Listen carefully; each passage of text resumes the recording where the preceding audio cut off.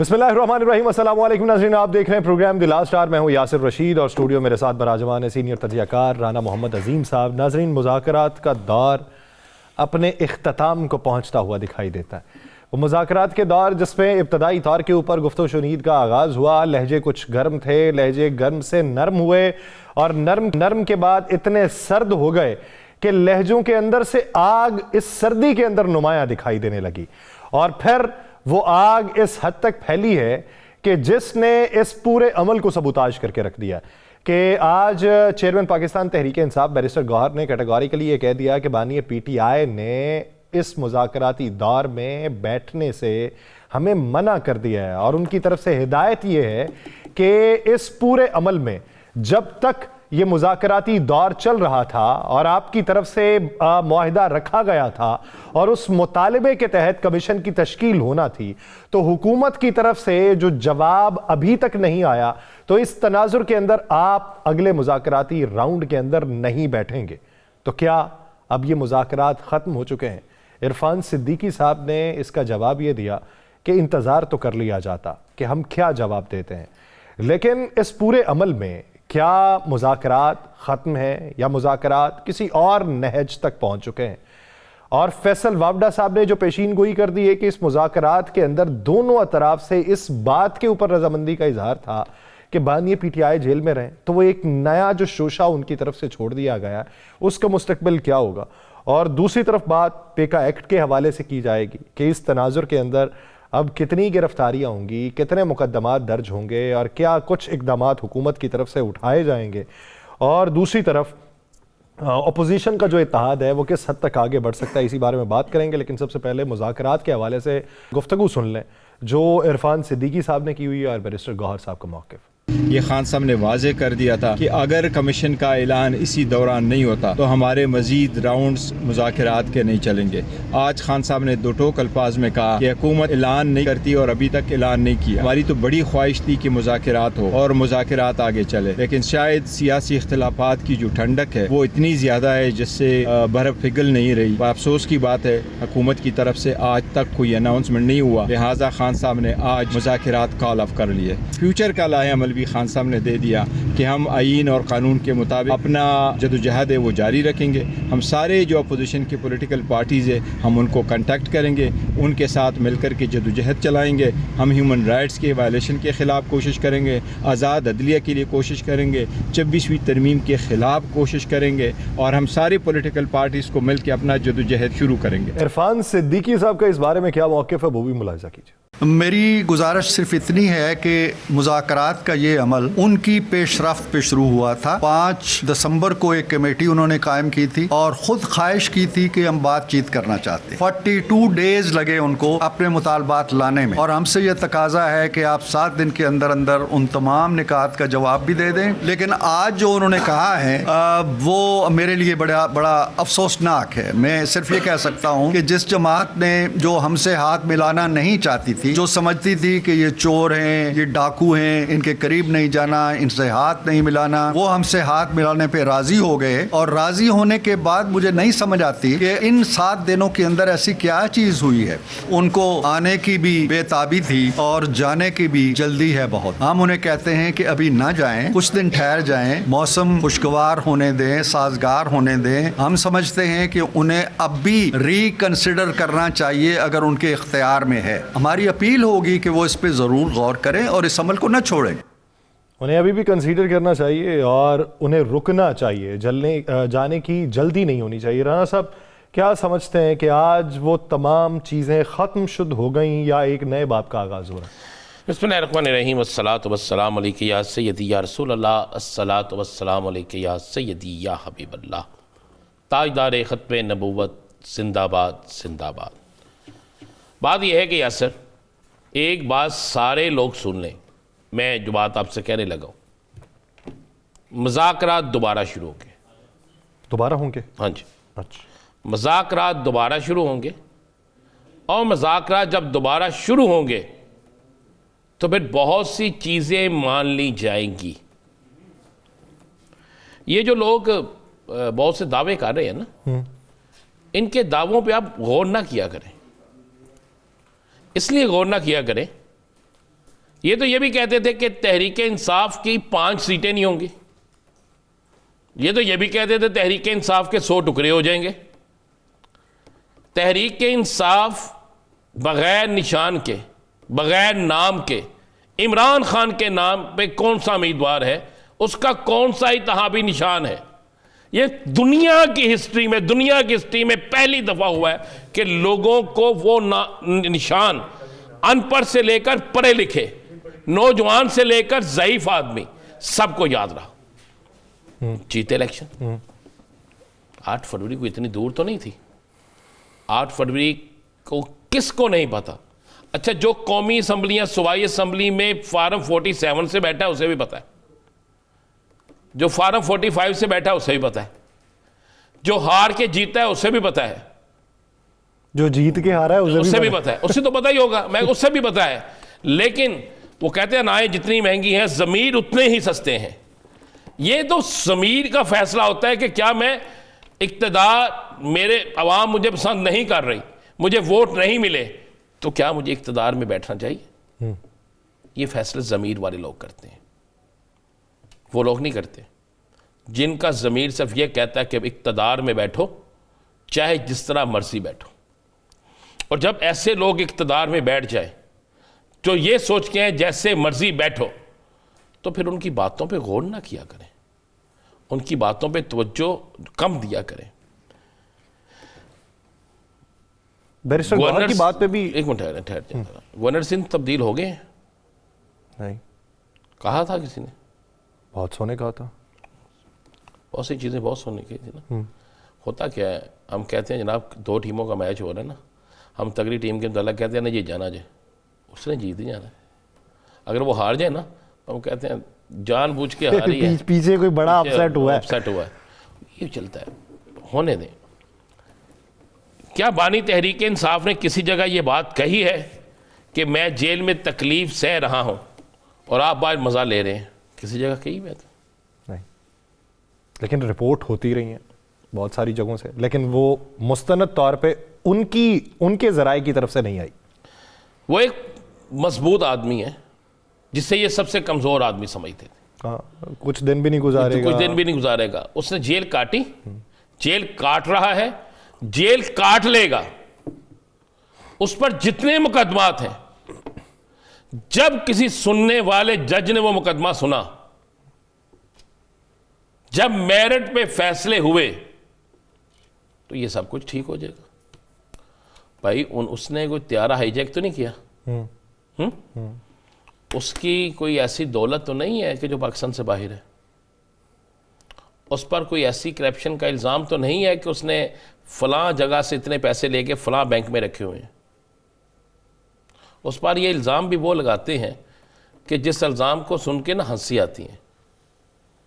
ठीक है, आप में इतनी हिम्मत नहीं है कि फराह गोगी को बाइट से ला सके। आप में इतनी हिम्मत नहीं है कि उसका खावंद कहाँ पे मौजूद है उसे पकड़ सके। आप में इतनी हिम्मत नहीं है कि उसके जिस से राब्ते थे। आप में तो इतनी हिम्मत नहीं है कि जिस को आप कहते थे वसीम अकरम प्लस है, जो उसका कार खास है, उसके पास इतने पैसे वो भी कमा रहा है, उसको पकड़ लें। पकड़ा उसे? कहाँ है उस्मान बुज़दार? क्या उसे पकड़ा है? किसको नहीं पता वो कहाँ पे है? क्या आपने कभी दोबारा खबर सुनी है कि नैब ने उस्मान बुज़दार को दोबारा तलब किया? सुनी खबर आपने? तलब करेंगे जब नैब के हिसार से वो बाहर जाते दिखाई दे। मैं कह रहा हूं, तो क्या फिर आपको इंसाफ, आपको कोई चीज़ें होती नजर आनी चाहिए ना। कुछ नहीं होता इमरान खान को। इमरान खान ऐसा सुरखरू बाहर निकलेगा कि आप सोच नहीं सकते। मुज़ाकरात का राउंड दोबारा शुरू होगा। अगर मुज़ाकरात का राउंड शुरू ना होना होता दोबारा, तो अजा तरले मिनता ना होंगी, आइयो वापस, गौर करो ज़रा। तो उन्होंने भी टेस्टर के तौर पे फिर ये कहा है? नहीं, टेस्टर के तौर पे नहीं कहा। मैंने फिर कहा कि किसी और जगह से भी तो कुछ हो रहा है ना। आज आपने एक ट्वीट पढ़ा है ज़ल्मे अली दादा? नहीं सर। मेरा वो ट्वीट ज़रूर पढ़िएगा। चले हम इस पर जिक्र नहीं करते, वो उनका ट्वीट ज़रूर पढ़ लीजिएगा, बेशक अभी निकाल के पढ़ लीजिएगा।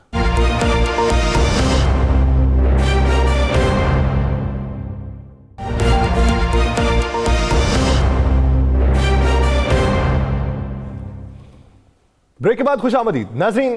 दोबारा से रुजू किस तरीके से किया जाएगा, दोबारा ये मुज़ाकरात की टेबल किस तरीके से सजेगी। अब तक के जो इम्कानात थे, जो दावे थे या जो इकदामात थे हुकूमत की तरफ से, उस इंटेंशन से अपोजिशन जमातों को पॉजिटिव वाइब्स क्यों ना आई, और अगर वो पॉजिटिव वाइब्स नहीं आई तो हुकूमत ने कहां पर कोताह नजरी से काम लिया है, जिसकी बदौलत हुकूमत को अब जाके ये कहना पड़ा है कि आपको जाने में जल्दी नहीं करनी चाहिए थी।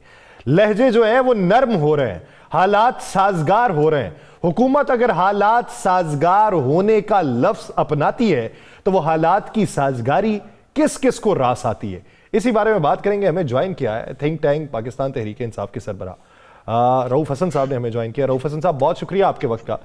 रऊफ हसन साहब, जनाब आपने बुलाया मुझे, बहुत शुक्रिया सर। इब्तदाई तौर के ऊपर मुतालिबात आप लोगों ने रखे, हुकूमत ने तहरीरी तौर पे जवाब देना था। आज जो है इरफान सिद्दीकी साहब कहते हैं कि कुछ वक्त का इंतजार तो कर लिया जाता, हमने कहाँ कहा कि कमीशन नहीं बन सकता। तो ये उजलत में लिया गया फैसला है कि चौथे राउंड में नहीं बैठा जाएगा, या फिर आपने अब तक की तमाम इंटेंशंस को देखते हुए ये भांप लिया है कि इनके इरादे नेक नहीं। वंस अगेन जी, बहुत मेहरबानी आपकी, आपने इनवाइट किया। नहीं, उजलत में लिया हुआ फैसला ये बिल्कुल नहीं है। हम रिव्यू कर रहे थे गवर्नमेंट की तरफ से जो हमें रिस्पॉन्सेज आ रहे थे, गवर्नमेंट के जो मिनिस्टर्स हैं उनकी जो स्टेटमेंट्स आ रही थी, और बाय एंड लार्ज गवर्नमेंट के अपने लोग ही जो इस सिलसिले में गुफ्तगू कर रहे थे, उनके मिनिस्टर्स वगैरह, उससे तो हमें यही लग रहा था कि ये बिल्कुल मामला उसको सीरियसली लेके आगे चलने के लिए तैयार नहीं है। और जहाँ तक कमीशंस का सवाल है तो उस सिलसिले में तो बहुत से लोगों की ऑलरेडी स्टेटमेंट्स आ चुकी हैं जी कि कमीशंस नहीं बन सकते, लीगली नहीं बन सकते वगैरह वगैरह। इसके अलावा दिन हमने 7 दिए हुए थे इनके कि 7 दिन के अंदर अंदर आप हमें पॉजिटिव जवाब दीजिए कमीशंस के बारे में। तो 7 दिन आज कंप्लीट हुए थे, तो उसके बाद खान साहब ने हुक्म किया जी कि अब इनके साथ मजीद मुज़ाकरात नहीं किए जाएंगे क्योंकि ये वक्त का ज़िया है। और हमें जो एक कुछ और इन्हीं की तरफ से कुछ हमें इंडिकेशंस जो मिल रही थी वो ये थी कि ये कमेटी खेलने के चक्कर में और मामलात को लटकाने की कोशिश करेंगे। वो हमें काबिल कबूल नहीं था, वो हमारे अहदाफ हैं उनमें वो फिट नहीं होते, इसलिए हमने मुनासिब समझा कि ये अब एक फार्स है जो नेगोशिएशंस का, इसको ख़त्म ही कर दिया जाए तो बेहतर है। अच्छा रऊफ साहब, आज जब इरफान सिद्दीकी साहब की सारी गुफ्तगू आपने भी सुनी होगी, आज वो रिक्वेस्ट कर रहे थे कि अभी आप ना जाएं, वापस आ जाएं, इस पर सोचें, और अगर आपके इख्तियार में है या आप बात कर सकते हैं, क्या कोई ऐसा चांस बनेगा कि दोबारा मुज़ाकरात की टेबल सजे? देखिए, इरफान सिद्दीकी साहब को ये स्टेटमेंट हमारे बारे में देने से बेशतर चाहिए था कि ज़रा अपना चेहरा मुबारक देख लेते और ये फैसला करते कि क्या वो हमारे जो 2 डिमांड्स हैं इनके बारे में कोई पॉजिटिव रिस्पांस दे सकते हैं। अगर वो पॉजिटिव रिस्पांस दे सकते हैं तो उस पॉजिटिव रिस्पांस के साथ हमारे पास आएँ, तो वो वक्त होगा कि हम खान साहब के पास वो लेके जाएंगे और उनसे कहेंगे कि देख लीजिए ये हमारे पास आया है, ये हमारे मुतालबात का जवाब है, तो अब आपका क्या फैसला है। तो फैसला अल्टीमेटली खान साहब ही करेंगे, लेकिन वक्त ये नहीं है। अब तो हमने फैसला कर लिया, वक्त वो होगा जबकि वो फैसला करेंगे, और अगर वो डिसाइड करें कि उन्होंने वापस अपने डिसीजन के साथ हमारे पास आना है तो वो एक ज्यादा मुनासिब वक्त होगा इस बात को कंसिडर करने के लिए जिसका जिक्र आपने फरमाया। तो वो 28 तारीख का बाज़ाब्ता आपको दावतनामा भिजवाते हैं तो उसको भी कंसीडर किया जाएगा या फिर तहरीरी जवाब को ही कंसीडर करना? मुज़ाकरात फर्दर उस वक्त तक नहीं हो सकते जब तक कि ये फैसला करके हमारे पास अपना फैसला नहीं भिजवाते जी। बिल्कुल, मैंने आपके सवाल को मेरा ख्याल ऐसे ही जवाब दे दिया। फैसला हमारा यही है कि कमीशन बना दें, मुज़ाकरात का राउंड आगे चल पड़ेगा। जी हाँ, बिल्कुल सर, बिल्कुल। तो रऊफ साहब, मान लिया उन्होंने कमीशन नहीं बनाया, ये सारी चीज़ें बंद हो गई, हर चीज़ क्लोज हो गई, फिर अब कानूनी जंग लड़ी जाएगी, आईनी और कानूनी जंग लड़ी जाएगी, कानूनी जंग लड़ी जाएगी, और हमें जो कॉन्स्टिट्यूशन इजाज़त देता है पुरअमन सियासी एहतजाज जो है वो किया जाएगा। नहीं, वो तो आपकी इजाज़त नहीं दे रहा। वो हम देंगे जी, हम मतलब जो हमारा कानूनी हक है, आईनी हक है, वो हम फोरफीट नहीं करेंगे जी। नहीं, आपको पहले कब मिला कानूनी और आईनी हक जो आप समझ? सर, आपके पास जो कानून की किताब है ना वो कोई और आ गई है। हाँ, ये मेरे सामने पड़ी हुई है, सब्ज़ जिल्द की किताब है। किताब तो एक ही है मेरे भाई, शायद हम सब लोग जो है उसको मुख्तलिफ तरीके से पढ़ने की कोशिश करते हैं, मुख्तलिफ उसमें से मानी निकालते हैं। हमारे मानी तो बिल्कुल साफ और सीधे हैं। आइन आइन है, और आइन जो हकूक देता है वो हम एक्सरसाइज कर सकते हैं, वो हम इंशाअल्लाह ताला एक्सरसाइज करेंगे पुरअमन तरीके से। सर अच्छा राउफ साहब, ये थोड़ा सा बता दीजिएगा, अब इंटरनेशनल सिनेरियो चेंज हो रहा है, बल्कि हो चुका है। आज कुछ ज़ुल्म हलील के जो ट्वीट था वो भी सबकी नज़र से गुजरा, और भी बहुत सी चीज़ें नज़र आ रही हैं। क्या ये इंटरनेशनल सिनेरियो तब्दील होने से इसके पाकिस्तान की कुछ सियासत पे आपको असरात नज़र आ रहे हैं? ये बड़ा बहुत इंपॉर्टेंट सवाल है जो आपने फरमाया जी। मेरे ख्याल है बहुत से लोग इसको सामने लेके बहुत सारी परम्यूटेशंस एंड कॉम्बिनेशंस बना रहे हैं। देखिए, पाकिस्तान की जो लाइफ लाइन है, आज मैं बैठा हुआ था कहीं तो बात हो रही थी, पाकिस्तान की जो लाइफ लाइन है सर, वो 3 चीज़ों में पिन्हा है। एक का नाम है इंटरनेशनल मॉनेटरी फंड IMF, दूसरे का नाम है जो यूरोपियन यूनियन आपको देता है GSP+, और तीसरे का नाम है FATF। ये पाकिस्तान की लाइफ लाइन के 3 कंस्टिट्यूएंट्स है इस वक्त सर, और ये तमाम के तमाम वेस्टर्न डेमोक्रेसी के हाथ में है, मोर नोटेबली अमेरिका के हाथ में। आज IMF अगर उसको मार्च में जो आपका होना है उनका अगला इजलास, जिसमें कि नेक्स्ट ट्रांच जो है वो अवेलेबल करनी है, अगर वो उसको डिले भी कर देते हैं तो पाकिस्तान के लिए शदीद किस्म की माली मुश्किलात जो है ना वो क्रिएट हो जाएंगी। GSP का अगर वो जो कि उन्होंने वार्न भी किया यूरोपियन यूनियन ने कि वो 27 कवेनेंट्स हैं जिनको कि हमने साइन किया हुआ है, और उसमें ह्यूमन राइट्स जो है वो एक बेसिक रिक्वायरमेंट है जो कि Pakistan morning afternoon evening night violate कर रहा है। और उनकी जो स्टेटमेंट आएगी वो आपकी नज़र से गुजरी होगी, उन्होंने वार्निंग दी थी कि ये GSP+ की जो एक्सटेंशन है वो डिपेंडेंट है कि 27 कोवेनेंट्स के ऊपर पाकिस्तान जो है वो अमल करे। और ये जो FATF है ये एक हैंगिंग स्पोर्ट है हमारे सरों के ऊपर, जो किसी वक्त भी ग्रे एंड रेड में जा सकती है। तो ये वो लाइफ लाइन है। ये लाइफ लाइन जो है, इसके जो ऑर्केस्ट्रेटर्स हैं, आप वहाँ हुकूमत बदली है, अमेरिका में हुकूमत बदली है, और जो वहाँ से इनिशियल इंडिकेशंस हैं जो हमारा डायस्पोरा है उसने हमें दी हैं, वो तो मेरा ख्याल है कि पता नहीं किस तरीके से, अभी तो प्रिलिमिनरी डेज हैं, वो मेरा ख्याल अपनी जो अपने अहदाफ हैं उनको तय कर रहे होंगे, फाइनलाइज कर रहे होंगे, अपनी प्रायोरिटीज़ को डिटर्मिन कर रहे होंगे। उसके बाद ही कुछ कहा जा सकता है कि उनका रवैया पाकिस्तान की तरफ किस किस्म का होगा। लेकिन जो डायस्पोरा की फीडबैक है हमें, उससे तो यही लग रहा है कि जी डेफिनेटली वो कुछ ना कुछ करने का इरादा रखते हैं। अच्छा रऊफ साहब, आफत ज़दा सियासी माहौल में नैब ज़दा होने से कैसी फीलिंग आती है, और क्या कर दिया आपने कि KP और बलूचिस्तान से आपकी तफसीलात नैब से मंगवाई जा रही? आप मेरी ज़ात की बात कर रहे हैं या कि हमारी हुकूमत की बात कर रहे हैं? सर आपकी ज़ात की बात कर रहा हूँ, बिलखुसूस आपकी ज़ात की। मेरे से क्या जी, मुझसे क्या मंगवाई जा रही हैं? नैब जो है, KP नैब से आपके बारे में मुकदमात की तफसीलात तलब की जा रही। मेरे ऊपर तो कोई मुकदमा नहीं है। तो सर ये तो खबरें गर्दिश कर रही हैं। आई डोंट नो जी, क्या मैंने तो नहीं देखी अभी तक ये खरीदे हुए। मेरे पास तो कोई मुकदमा नहीं है। मुकदमे तो मेरे पास वही है जो कि अभी इसी दौर में दर्ज हुए, जिनकी मैं बेल्स कराता फिर रहा हूँ। तो फिर आप तैयारी कर लें, ये जो आप TV पे आके बोलते हैं ना, सच बोलना जो शुरू किया हुआ है, तो निकल आएंगे मुकदमा, तो निकल आएंगे। मुकदमा निकालते कौन सा टाइम लगना है सर? बरसात के मौसम में जिस तरह कीड़े मकोड़े निकलते हैं, ये साफत ज़दा सियासी माहौल में इसी तरह मुकदमात भी निकलते हैं। बस देखिए, आप आगे जो मुकदमे बने हैं उनका भी सामना कर रहे हैं। अल्लाह हिम्मत दे के जी, अगर कोई एडिशनल मुकदमे भी ये बना दें, उनका भी सामना किया जाएगा इंशाअल्लाह ताला। अच्छा, अब आप 8 फरवरी आ गया, और 8 फरवरी पाकिस्तान की तारीख़ में एक बड़ा अहम तरीन दिन है, जब लोगों ने बग़ैर निशान के, बग़ैर इंतहाबी निशान के, बग़ैर जमात के नाम के वोट दिया आपको। और आपकी तरफ से जैसे योम सियाह मनाने का ऐलान है, हुकूमत की तरफ से योम तशक्कुर मनाने का ऐलान है, और दूसरी तरफ आप सुप्रीम कोर्ट में भी आपको गर्मा गर्मी नज़र आ रही है, पार्लियामेंट में भी गर्मा गर्मी नज़र आ रही है, पीपल्स पार्टी भी कुछ इशारे सख्त से दे रही है।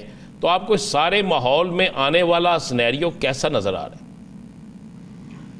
देखिए जी, एक एजुटेशनल माहौल बन रहा है, एक एजुटेशनल माहौल बन रहा है। मैं आपको पता है कि हमेशा इसके खिलाफ रहा हूँ। मैंने हमेशा डायलॉग की बात की है और उन वक्तों में भी डायलॉग की बात की है जबकि कोई और डायलॉग की बात नहीं कर रहा था। और मैं ज़ाती तौर के ऊपर बहुत खुश हूँ कि बातचीत हो रही थी दोनों इतराफ में, इधर भी और इस्टेब्लिशमेंट के साथ भी। और बातचीत एक्चुअली तो वही होती है जहाँ के कुछ हो, कोई ताकत हो, तो ज़्यादा मीनिंगफुल बातचीत तो उन्हीं के साथ है। लेकिन ये भी चलिए एक एंगेजमेंट हुई थी, पॉलिटिकल एंगेजमेंट होती है, वो अच्छा होता है। एक अगर जमहूरियत आप चाहते हैं मुल्क में या अपने आईनी हुकूमत चाहते हैं तो अच्छी होती है कि पॉलिटिकल एंगेजमेंट रहे। लेकिन अब जो माहौल बनता हुआ नजर आ रहा है वो मेरा नहीं ख्याल के कंड्यूसिव होगा इस किस्म की एंगेजमेंट के लिए, अनलेस ऑफ कोर्स कि जी हम सब लोग मिलकर इसको रोकने की कोशिश करें। ये जो डिटीरियरेशन मुझे नजर आ रही है ये ना हो, और वो उसके लिए जो बॉल है वो हुकूमत की कोर्ट में है। उनको चाहिए कि जल्दी से जल्दी फैसला करें कि ये कमीशन वगैरह बना सकते हैं।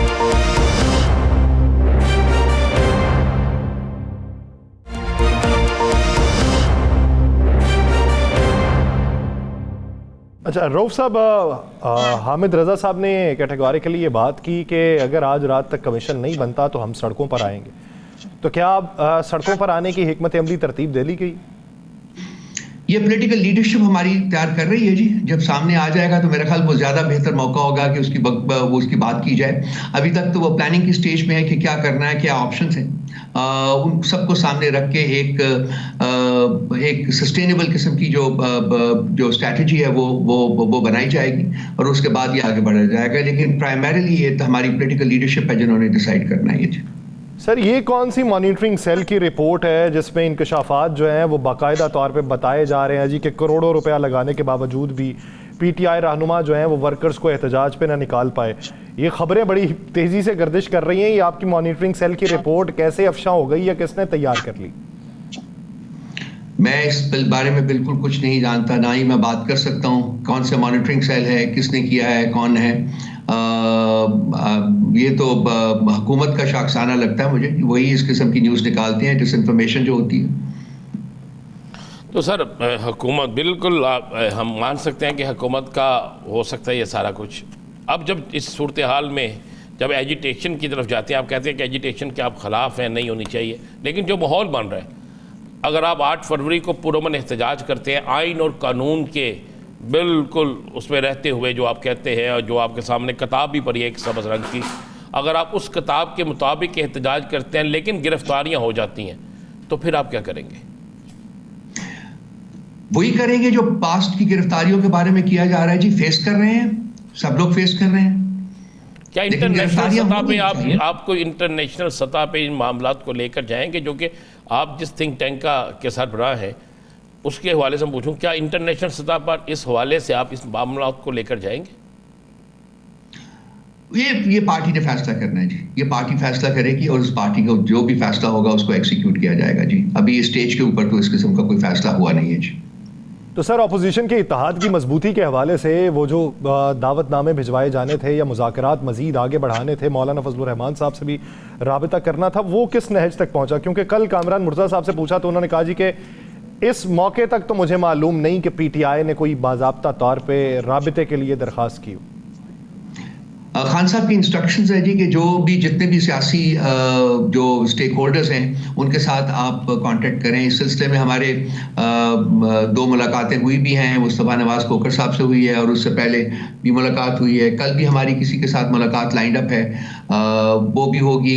आई एम श्योर कि मौलाना फजलुर रहमान से भी हम रब्ता करेंगे और उनसे मुलाकात करेंगे। जितने भी सियासी स्टेक होल्डर्स हैं उनके साथ, इंक्लूडिंग जमात इस्लामी, उनके साथ यही इंस्ट्रक्शंस हैं जी कि उनके साथ आप टच बेस करें, उनके साथ बात करें और कोशिश करें कि एक सियासी इत्तेहाद जो है वो तश्कील दिया जाए, जिस प्लेटफॉर्म से फिर ये एक सियासी जद्दोजहद जो है इसको आगे बढ़ाने की कोशिश की जाए। तो क्या ये जिस तरह हमें पता चला कि जीडीए से भी आपकी बात हो रही है और काफ़ी हद तक वो बात तकरीबन पहुंच चुकी है करीब तक, तो कोई एक बड़ा इत्तेहाद बनाने के बाद कोई बड़ी कैंपेन शुरू होगी? GDA से भी बात हुई है जी, बिल्कुल बात हुई है जी।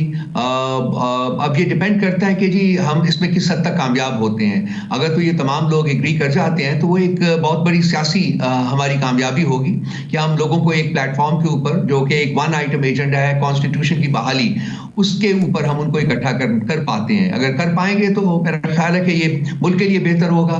एक सियासी जितने भी इत्तेहाद है, सियासी जितनी भी स्टेक होल्डर्स हैं, वो एक जुबान बात करेंगे कि जी मुल्क में आइन और कानून की हुकूमत होनी चाहिए, और वही हमारा एजेंडा है, इससे ज़्यादा कुछ भी नहीं है। अच्छा सर, ख्वाजा आसिफ साहब ने कहा कि PTI वाले जो है वो अपने लीडर से संजीदा नहीं है। चलें, हुकूमत है, हुकूमत कह दे। अब हुकूमत का हिस्सा ना होने वाले और आपके पुराने साथी, उन्होंने एक इंकशाफ कर दिया वावडा साहब ने। वो कहते हैं जी मुज़ाकरात में बैठने वाले दोनों अतराफ के लोग इस बारे में रजामंद थे कि बानी PTI जेल में रहें। अब वो जो इस तरह की बातें फैला रहे हैं, क्या आपके बीच में तफरका फैलाने के ज़िमन में? सर, ये सिर्फ और सिर्फ इसी मकसद के तहत है जो कि आपने बयान किया है। अब मैं इसी बातों के ऊपर, तो मेरे पास इतना वक्त नहीं है कि मैं इसको इन बातों को अटेंड करूं। ये एक डिसयूनिटी और डिसअपॉइंटमेंट जो है वो स्प्रेड करने के से ज़्यादा और कुछ भी नहीं है। खान साहब ऐसे लोग नहीं है जिनको कि ये हम लीडरशिप जो हमारी है वो कभी सोच भी नहीं सकती कि खान साहब जो हैं उनको हमने बाहर ही रखना है और वो उनको नई पार्टी में लाना है। खान साहब पार्टी जो है खान साहब के बगैर बिल्कुल कुछ भी नहीं है। खान साहब हैं तो पार्टी है, खान साहब नहीं है तो पार्टी नहीं है। सो ये लोग जो जिनका जिक्र, मुझे नहीं पता वादा साहब किनका जिक्र कर रहे हैं, लेकिन वादा साहब की ऐसी स्टेटमेंट्स हर दूसरे चौथे दिन आती रहती हैं सर। और भी कुछ लोग हैं जो टोटीज जो छोड़े हुए हैं, उनकी भी स्टेटमेंट्स आती रहती हैं। तो ये नहीं कि हम हर स्टेटमेंट को पकड़ के उसको बिलीव करें और कहें कि जो ये क्या हो गया है। तो ये चीज़ें जो ऐसी हैं कि इनके इंसान के पास इतना वक्त नहीं होता कि इनको अटेंड भी करें। अच्छा राउफ साहब, एक चीज़ जिसे ये बड़ा इशू बना रहे हैं, वो कह रहे हैं जी हम जवाब में भी वो लिखेंगे कि जी अली अमीन गंडापुर ने कहा है कि 9 मई में हमारे कुछ लोग जज्बाती थे और उन्होंने इसमें हिस्सा लिया और उनकी गलती थी। कोई ऐसी बात किसी स्टेज पर हुई है या कोई आपके नोटिस में है? मेरे इल्म में बिल्कुल नहीं है जी कि ऐसी कोई बात हुई है। हमें इस किस्म की डिसइंफॉर्मेशन जो है वो डेली बेसिस के ऊपर हमारी नज़र से गुजरती रहती है, और वो डिसइंफॉर्मेशन ही होती है, इससे ज़्यादा कुछ भी नहीं होती जी। बिल्कुल मुझे ज़ाती तौर के ऊपर इस बात का कोई इल्म ही नहीं है, बल्कि आपकी ज़ुबान से पहली दफ़ा मैं सुन रहा हूँ ये जी। अच्छा रऊफ साहब, पाकिस्तान पीपल्स पार्टी के बारे में क्या इत्तलात मौसूल होती हैं कि हुकूमत के साथ वो संजीदा है, नाराज है, इकदामात उठाएगी या इसी तनख्वाह पे काम करती हुई दिखाई देगी? ये सर ये तमाशा चलता रहेगा सर। वो भी इक़्तिदार के भूखे हैं, वो भी इक़्तिदार के बाहर नहीं रहना चाहते, और ये लोग जो इस वक्त हैं जो असल हुकूमत चला रहे हैं वो भी इक़्तिदार के भूखे हैं, वो भी इक़्तिदार से तो ये technically what is referred to as नूरा कुश्ती सर। ये नूरा कुश्ती चलती रहेगी सर।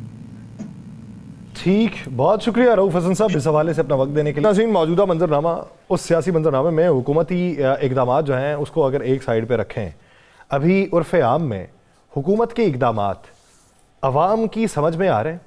क्या अवाम ये समझते हैं कि मुल्क बेहतरी की तरफ गामज़न है?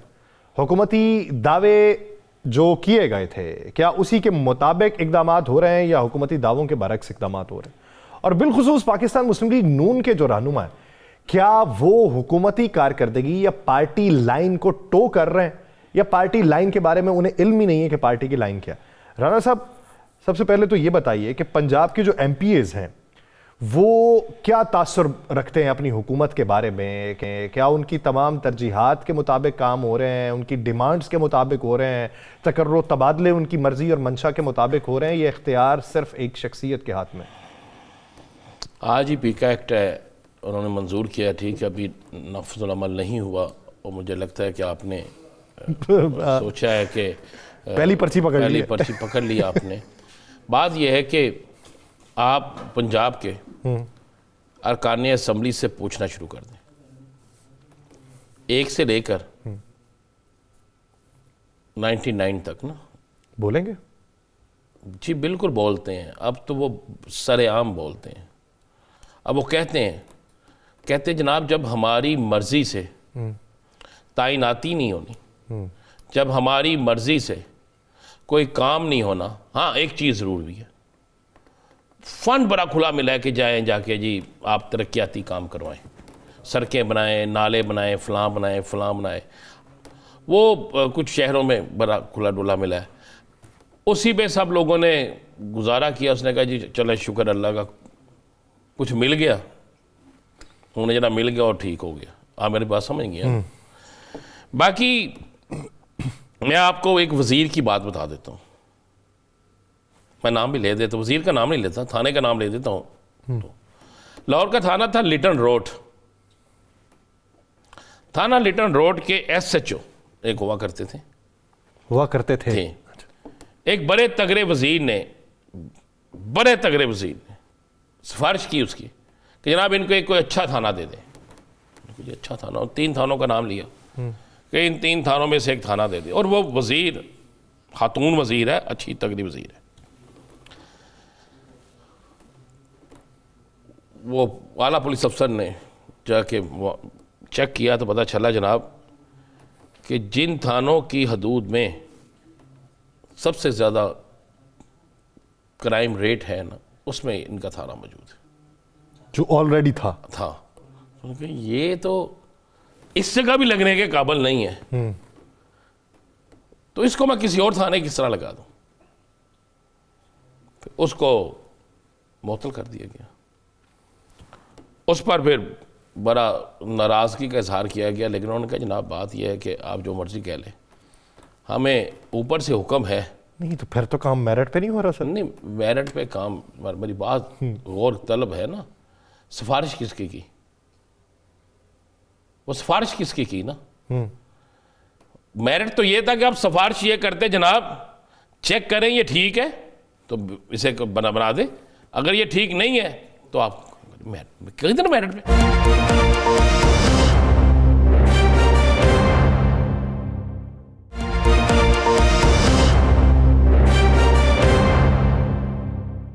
ज्वाइन किया पाकिस्तान मुस्लिम लीग नून के रहनुमा वज़ीर आज़म के मुशीर राना एहसान अफजल साहब ने।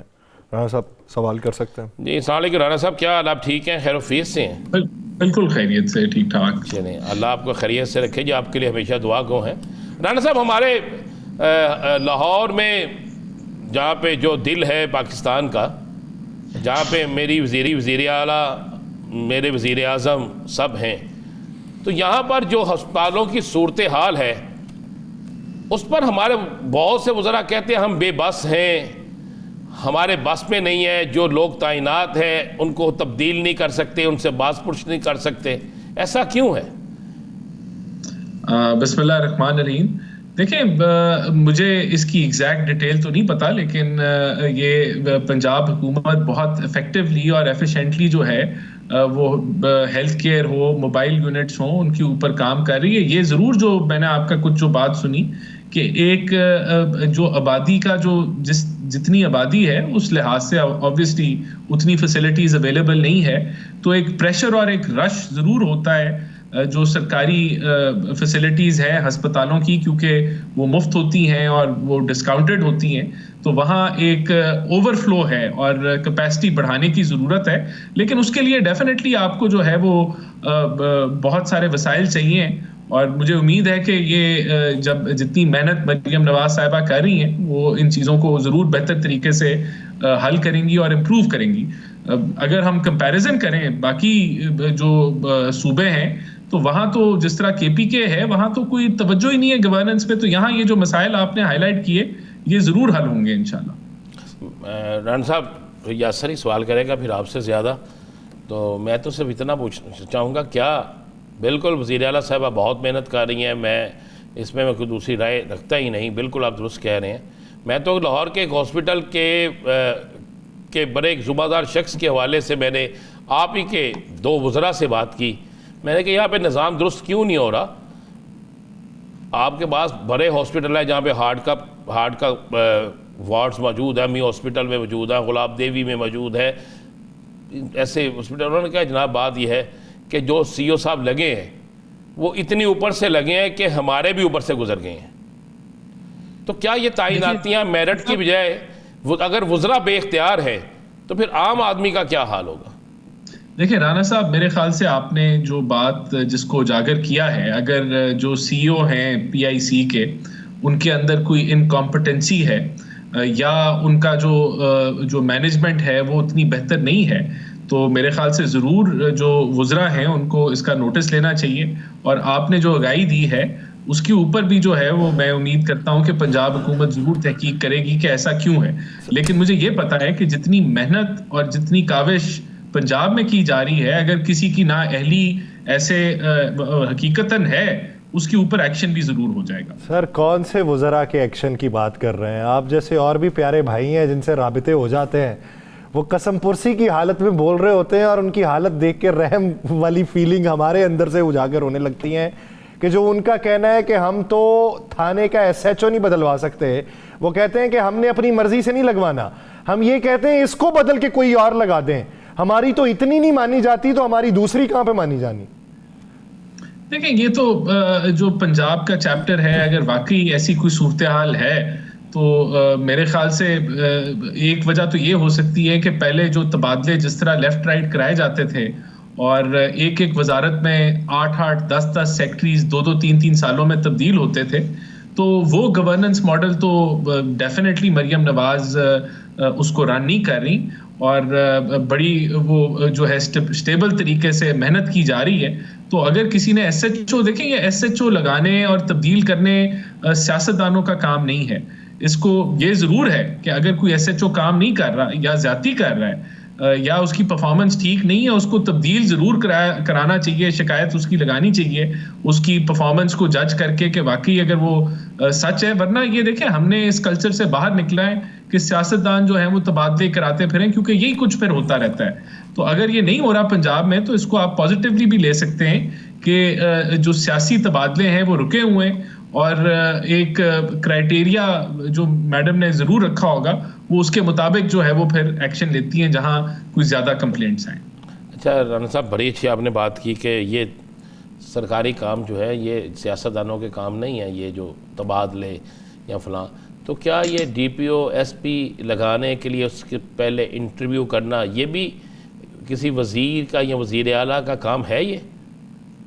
ये तो IG साहब को होना चाहिए ना इसमें। तो खुद देखिए, नहीं, जो वजारत है और मिनिस्टर का एक रोल है, लेकिन जो तबादले होते हैं वो तो एक परफॉर्मेंस बेस्ड होते हैं और उसमें एग्जीक्यूटिव अप्रूवल जरूर मिनिस्टर का लिया जा सकता है। अगर वो वजारत का हेड जो है वो आखिर मिनिस्टर ही होता है और सेक्रेटरी एज अ CO काम करता है, तो उनसे मशवरा या राय जरूर ली जा सकती है जहां जरूरत पड़े। लेकिन ये काम असूली तौर पे अदारों के हेड्स का होता है और उन्हीं को इंडिपेंडेंटली और मेरिट बेस्ड करना चाहिए। अच्छा राना साहब, ये मुज़ाकराती अमल जो है उसमें आपने कहा कि तहरीरी तौर पे पाकिस्तान तहरीक इंसाफ यानी अपोजिशन जो है वो अपने मुतालबात दे, उन्होंने दे दिए। एक उन्होंने तारीख दे दी कि इतने दिन हैं, इतने दिनों में आप सोच लें, लेकिन वो काम नहीं हो सका। शेख वकास अकरम साहब की गुफ्तगू सुनवानी है, वो ज़रा गुफ्तगू का कुछ हिस्सा सुने, मैं फिर वापस आता हूँ अपने सवाल की तरफ। दो बुनियादी बातें जिसकी वजह से आप मुज़ाकरात से पीछे हटे हैं, ये मुज़ाकरात आपने छोड़े, जुडिशल कमीशन ना बनाना और कमेटी पे हमले करना। नवाज शरीफ के लिए जहाज आ सकता था तो इमरान खान नहीं जहाज मंगा सकता था, एंड करना सी, बट नहीं, ही डिड। वो इस मुल्क के लिए, इस मुल्क के बच्चों के लिए उन्होंने कुर्बानी दी है। He opted to stay in the jail. Rana साहब, वो कहते हैं कि एक तो कमीशन आपने नहीं बनाया वक्त के ऊपर, दूसरा मुज़ाकराती जो टीम है उसके मेंबर के ऊपर आपने हमला कर दिया। तो ऐसी सूरत में हम मुज़ाकराती अमल को आगे कैसे बढ़ाएं? देखिए, वैसे तो जो लैंग्वेज इन्होंने पार्लियामेंट में इस्तेमाल की बहुत बेहुदा लैंग्वेज थी, तो हम भी कह सकते थे हम इस लैंग्वेज के बाद मुज़ाकरात से को ख़त्म कर रहे हैं और हम कोई अब मुज़ाकरात आगे लेके नहीं जाएंगे। उससे पहले जब इन्होंने दर्स दिया कि हम सिविल नाफरमानी करेंगे, हम तब भी कह सकते थे कि हम ये मुज़ाकरात की वायलेशन है, हम ये नहीं करेंगे। जिस तरह की ट्वीट्स खान साहब ने की और जो एक तो बहुत, देखें, बहाना तो आप कोई भी बना सकते हैं। बात ये है जो चीज़ बॉटम लाइन है वो ये है कि PTI जो है वो पहले तो पूरी दुनिया घूम के ऑक्सफोर्ड का इलेक्शन पाकिस्तान में मुदाखलत कराने के लिए लड़ने की कोशिश की, फ्लॉप। अमेरिका के कांग्रेसमैन को तरले ले के कोई वो प्रेशर डाले कि कोई मुदाखलत हो जाए, वो फ्लॉप। 24-26 नवंबर को इंतशार और धावा बोला, इस्लामाबाद में जलाओ घिराव किया, वो फ्लॉप के बाद वो मुज़ाकरात पे आए। उनको लगा कि अब उन्होंने यू टर्न लिया, और जिसको वो कहते थे कि जाली पार्लियामेंट है और ये जाली मैंडेट वाले उनके साथ वो बैठे, लेकिन तब भी उन्होंने जो है वो सिविल नाफरमानी अनाउंस कर दी, फिर वो डेडलाइन देते रहे। तो देखिए अब ये आज जब ये जमहूरी अमल से बाहर जा रहे हैं तो मेरे ख्याल से ये अपने पैर पे खुद कुल्हाड़ी मार रहे हैं, क्योंकि ना इनके पास स्ट्रीट पावर है। अभी 14 साल की सजा हुई खान साहब को, एक एहतजाज पूरे पाकिस्तान में नहीं हुआ। KPK में कर लेते, अगर पंजाब में इनका ख्याल है कि वो नहीं कर सकते या उनको रोका जाता है, तो KPK में ही 10 बंदे बैनर लेके निकल आते हैं कि ये हमें ये बड़ी ज्यादती हुई है। तो मैं समझता हूँ कि ये मुज़ाकराती अमल जमहूरियत के लिए बड़ा सर, वो जब मियाँ साहब को 14 साल सजा, 21 साल की नाअहली हुई थी, तो उस वक्त कितना बड़ा एहतजाज हुआ था सर? निकले थे लोग, बिल्कुल एहतजाज हुआ था, लोगों ने वो रिकॉर्ड भी कराया, वो निकले भी। बहरहाल ये अभी ये जो जिस तरफ PTI अब इसको लेके जा रही है, तो ये कहते हैं जी हम ग्रैंड पॉलिटिकल डायलॉग करेंगे। तो कौन इनके साथ ग्रैंड पॉलिटिकल डायलॉग करेगा जब ये कहेंगे कि पाकिस्तान को नुकसान पहुंचाओ और पैसे ना भेजो? कोई जमात नहीं खड़ी होगी। जब ये 9 मई के साथ अपने मौक़िफ़ पे डटे रहेंगे तो कौन इनके साथ खड़ा होगा? कोई भी नहीं खड़ा होगा। तो ये हर हरबा इन्होंने इस्तेमाल कर लिया है जो मुल्की मफादात के खिलाफ है, लेकिन ये बाज नहीं आ रहे। अच्छा राना साहब, आपसे अक्सर जब बात होती थी आप कहते थे पाकिस्तान के मुआशी हालात बहुत बेहतर हो जाएंगे, हमारी दुआ भी ये रहती थी और दुआ रहती भी यही है। कितना अरसा और हमें ये कष्ट काटना पड़ेगा? देखिए राना साहब, मैं बहुत यानी कि आपको ये कह सकता हूँ कि अल्हम्दुलिल्लाह जो मैंने कहा था वो काफ़ी हद तक सच साबित हो रहा है। पाकिस्तान के जो रिजर्व्स हैं वो 16.5 अरब तक पहुँच गए हैं। आपकी एक्सपोर्ट्स बढ़ रही हैं, आपका रुपया जो है वो स्टेबल हो गया है, आपकी महंगाई बढ़ने की शरह जो है वो 4% तक आ चुकी है। इंशाल्लाह ये बेहतरी के सारे आसार नज़र आना शुरू हो गए हैं, और आगे आने वाले दिनों के अंदर मैं समझता हूं कि जहां वो महंगाई का प्रेशर बढ़ता चला जा रहा था एक आम आदमी पे, वो तो रुक गया है। लेकिन आप खुद 6 से 12 महीने में आप कहेंगे, अभी अगर आप किसी ताजर से पूछें, बिजनेसमैन से पूछें, तो वो इस चीज़ को तस्लीम करता है कि बेहतरी की तरफ मुल्क बढ़ रहा है। लेकिन मैं समझता हूँ कि ये असरात एक आम आदमी की ज़िंदगी में जब उसका बजट ईजी हो जाएगा तो वो महसूस करेगा। इंशाल्लाह हम बिजली के ऊपर काम कर रहे हैं। बहुत शुक्रिया खान अफजल साहब इस हवाले से अपना वक्त देने के लिए। नाज़रीन, आपसे मुलाकात होगी कल के रोज़। अपना बहुत सा ख्याल रखिएगा। मुझे दीजिए इजाज़त। अल्लाह ने के बाद।